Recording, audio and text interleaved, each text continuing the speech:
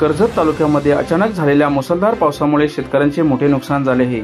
या मुसळधार पावसामुळे कर्जत तालुक्यातील 90% शेतकऱ्यांची भात शेती पाण्याखाली गेली असून संपूर्ण कापणीसाठी आलेले भात जमीनदोस्त झाल्यामुळे शेतकरी हवालदिल झाला आहे।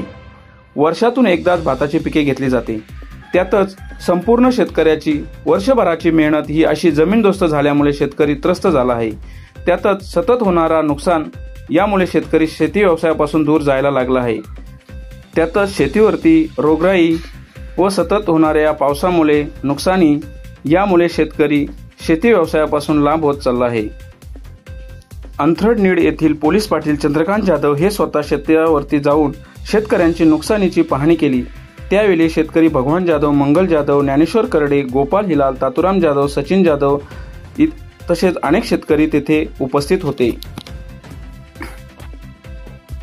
रायगड न्यूजसाठी रामदास माली, कर्जत तालुक्यामध्ये दरवर्षी असे शेतीचे नुकसान होत असतो, परंतु सरकार कर्जत तालुक्यामध्ये किंवा रायगड जिल्ह्यामध्ये कुठल्याही प्रकारचा शेतकऱ्यांच्यावर लक्ष देत नाही।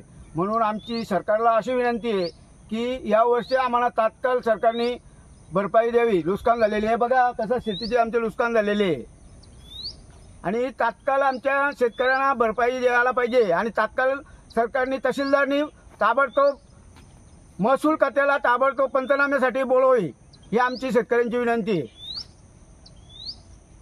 अचानक झालेल्या पावसामुळे शेतकऱ्यांचं फार मोठं नुकसान झालेलं आहे। सरकारने कुठल्याही प्रकारचा विलंब न करता सरसकट पंचनामे करून सरसकट सर्व शेतकऱ्यांना नुकसान भरपाई करावी, ही आमच्या शेतकऱ्यांची विनंती आहे। अंथरडनीड या गावामध्ये शेतकऱ्यांच्या बांधावर गेले असता आम्ही सर्व शेतकऱ्यांनी एकच विनंती आहे की लवकरात लवकर पंचनामे करून शेतकऱ्यांना जास्तीत जास्त नुकसान भरपाई करावी। वर्षभर केलेली मेहनत त्यांची या पावसाने सगळी वाया गेली आहे, तरी कृपया सरकारने पंचनामे करून त्यांना योग्य तो मोबदला द्यावा, ही विनंती आम्हा सर्व शेतकऱ्यांकडून आहे।